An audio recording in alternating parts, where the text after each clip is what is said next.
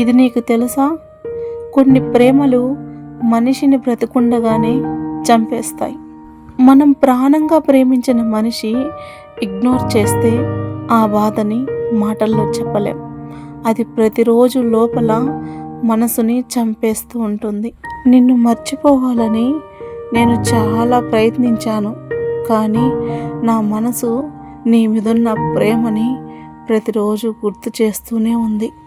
ఎవరైనా అడిగితే నేను బాగున్నా అంట, కానీ నా మనసు బాగున్నాను అన్న నా కన్నీళ్ళు మాత్రం నిజం చెప్పేస్తున్నాయి.